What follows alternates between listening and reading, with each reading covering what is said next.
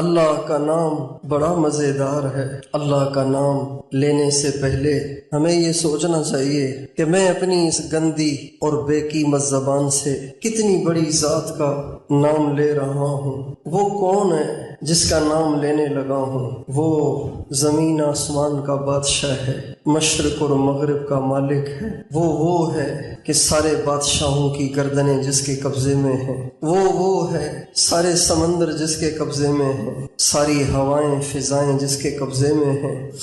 وہ ہے کہ نبیوں نے بھی جس کے سامنے سجدے کیے۔ وہ ہے کہ حضور بھی باوجود وجہ کائنات ہونے کے اپنا ماتھا ساری رات زمین پہ رگڑ رگڑ کے اسے منا رہے ہوتے تھے۔ اس ذات کا نام میں اپنی گندی بے قیمت زبان سے لینے لگا ہوں۔ میری زبان اس لائق نہیں ہے کہ اس کا نام لے۔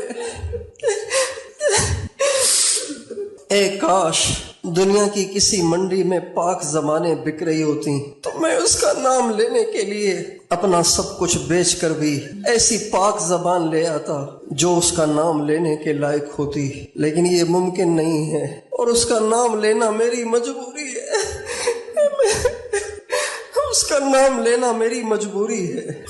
میں اسے نہ پکاروں تو کسے پکاروں؟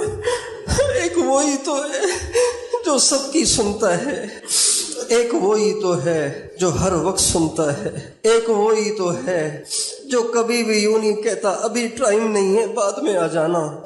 وہی ہے جو سب کی سنتا ہے، ہر وقت سنتا ہے، ہر حال میں سنتا ہے، ہر ایک کی سنتا ہے، ماننے والوں کی بھی سنتا ہے، نہ ماننے والوں کی بھی سنتا ہے، کفار کی بھی سنتا ہے۔